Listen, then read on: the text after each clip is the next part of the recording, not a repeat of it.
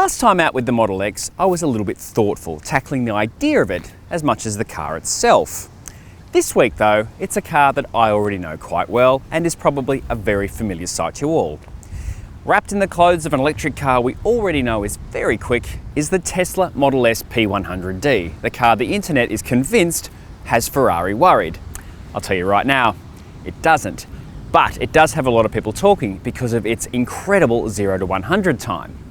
There's a lot more to it than that though.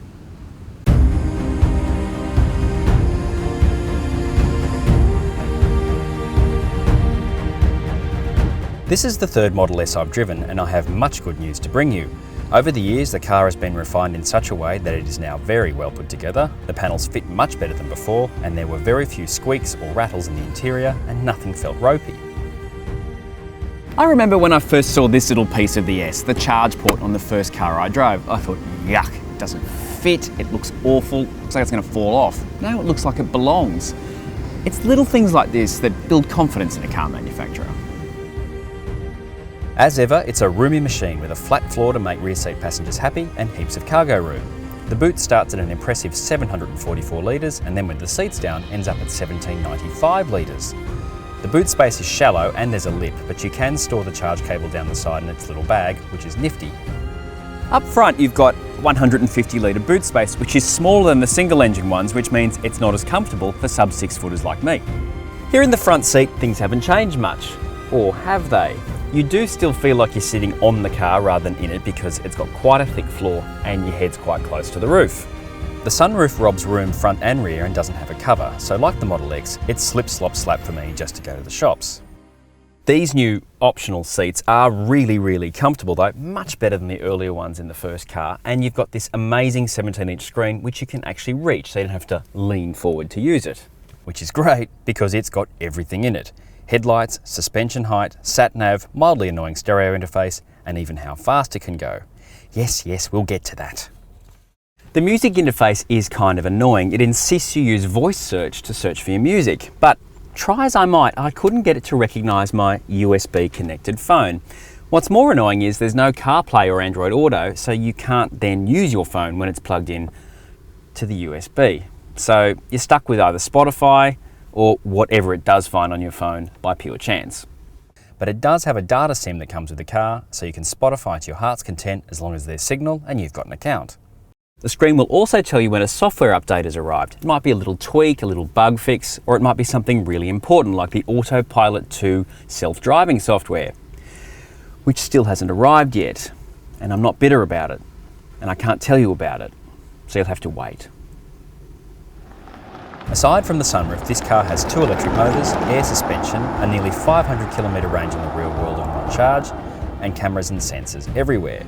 Options include the real leather interior, the gorgeous 21-inch rims, the up-spec stereo, and an options pack that adds more real leather and the wacky bioweapons defense mode, which is just a dramatic way of saying cleaning up the air for owners who live in Beijing.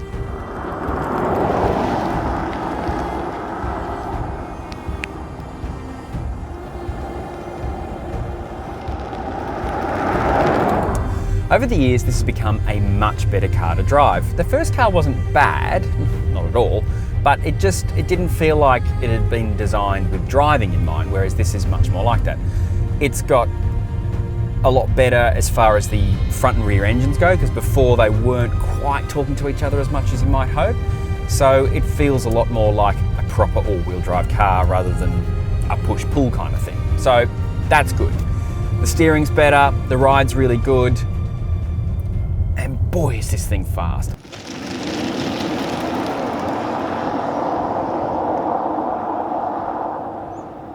I mean, 2.7 seconds to 100 kilometers, it makes passengers emotional. Like, it's that fast. You know, as the driver, you're kind of like, oh, that's quick, but you really feel it as a passenger. And it's going to get even faster, according to evil Bond villain Elon Musk, the CEO of Tesla, with a launch control feature that will bring it down to about 2.5 seconds. That's a download, by the way. So, you know, it's very fast in a straight line. It is the quickest to 100 of any production car. It's not, however, got the chassis of a McLaren or a Ferrari or a Lamborghini. And let's be honest, it doesn't have the chassis of an M car or an AMG or an RS. It just doesn't.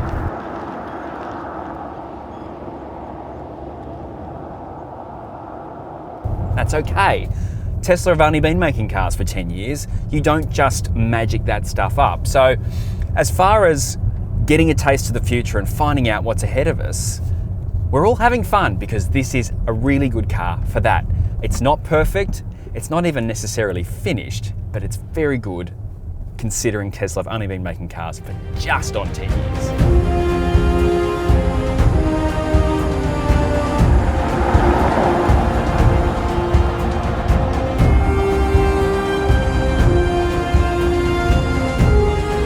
Tesla came out of nowhere and started making electric cars better than any other car maker, and some of those have been around for over a century. Not only are they making electric cars, they're making them that can do 0 to 100 in 2.7 seconds without tearing themselves apart. That shows a depth of engineering. And it's not just not tearing itself apart, it's doing it without any noise.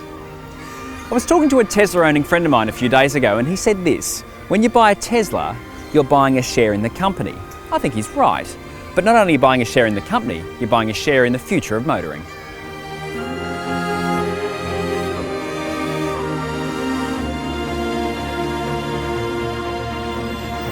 And if you want to learn more about this car, click on the link here, and don't forget to subscribe.